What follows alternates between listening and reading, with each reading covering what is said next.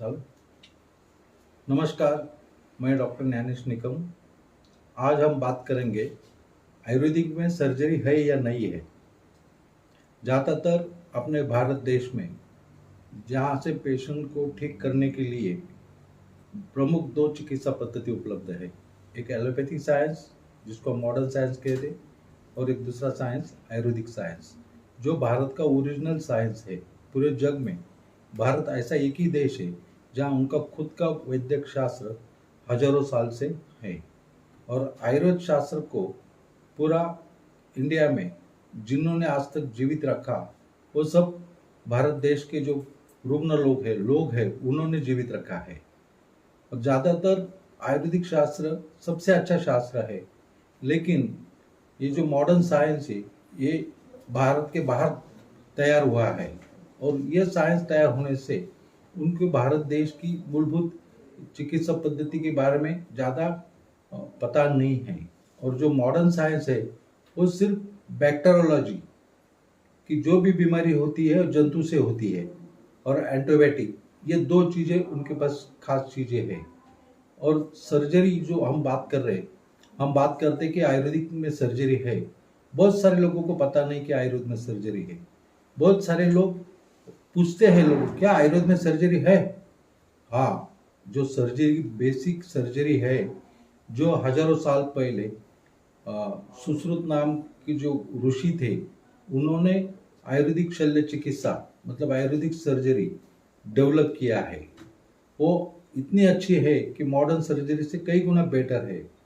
Modern surgery में बहुत सारी सर्जरी होती है लेकिन उसमें कुछ ना कुछ कॉम्प्लिकेशंस होते हैं, लेकिन आयुर्वेदिक सर्जरी में कोई भी कॉम्प्लिकेशंस नहीं होता है।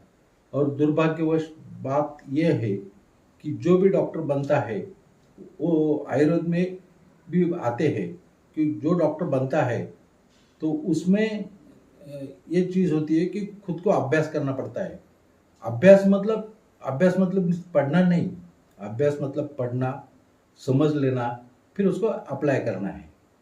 और ज़्यादातर पूरा वर्ल्ड में एलोपैथी शास्त्र है जो मॉडर्न साइंस, वही इंडिया में है। तो वो दोनों के थिंकिंग में फ़र्क है, लेकिन दोनों का एम एक ही है, पेशेंट को ठीक करना है, पेशेंट लोगों को बीमारी से मुक्त करना है। ज़्यादातर हम सोचते हैं आयुर्वेद ऐसा एक शास्त्र है उसमें बीमारी नहीं हो, इसी के लिए भी ट्रीटमेंट दिया है, उपचार दिया है। और बीमारी होने के बाद बीमारी ठीक करने के लिए भी सब उपलब्ध है, सेवाएं सब उपलब्ध है।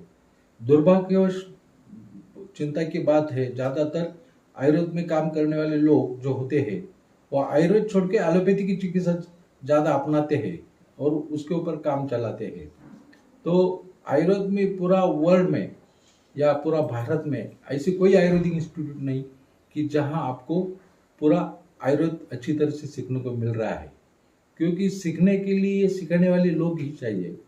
और जो कुछ गिने चुना आयुर्वेद आज इंडिया में है वो ज़्यादातर महाराष्ट्र में है, क्योंकि महाराष्ट्र में आयुर्वेदिक की सब चिकित्सा पद्धति करने वाले कई सारे वैद्य लोग हैं।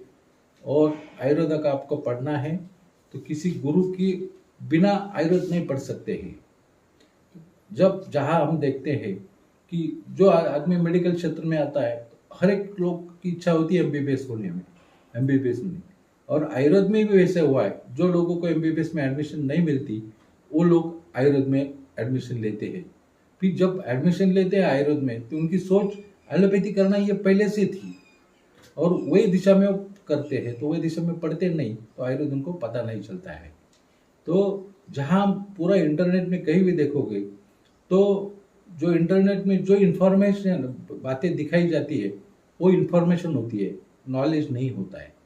नॉलेज तभी बनता है कि जो इंटरनेट में इन्फॉर्मेशन दी है उसको अपनाना है, उसको करके देखना है, फिर उससे से जो आउटपुट आता है उसको हम नॉलेज कहते हैं। तो नॉलेज अपनाना पड़ता है, अचीव करना पड़ता है।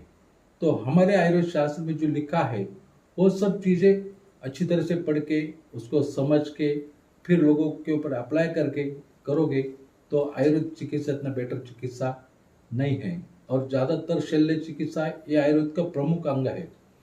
कोई भी आप मॉडर्न सर्जरी सर्जन को पूछो कि फादर ऑफ सर्जरी कौन है तो सब बोलते फादर ऑफ सर्जरी सुश्रुत है। तो सुश्रुत आयुर्वेद चिकित्सा के शल्य के जनक है। 4,000-5,000 पहले उन्होंने किए। आज भी आप वर्ल्ड में भी देखो, जो मॉडर्न वालों को पता चला है आयुर्वेद सर्जरी में, तो राइनोप्लास्टी नाक की जो सर्जरी होती है उसकी आज भी सबसे बेहतर चिकित्सा राइनोप्लास्टी आयुर्वेद में दिया है। उसके ऊपर वो विकसित हो गई।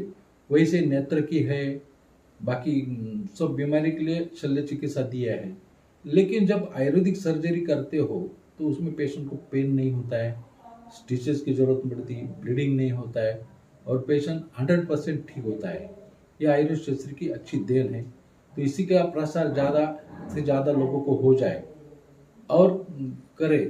और दुर्भाग्य बात यह है कि बीएमएस लोग भी खुद चिकित्सा करने के लिए तैयार नहीं होते। उनको एलोपैथी ज़्यादा अच्छी लगती है क्योंकि इजीली एलोपैथी पढ़ के आप तुरंत प्रैक्टिस कर सकते हैं। लेकिन आयुर्वेद में वैसे नहीं है। आयुर्वेद में आपको समझाना है, समझ लेना है, फिर प्रैक्टिस करेंगे। तो आयुर्वेद इतना अच्छा साइंस कोई नहीं है। नमस्ते। आज के दिन इतना ही, आगे अपन देखेंगे नए चैप्टर में। Thank you.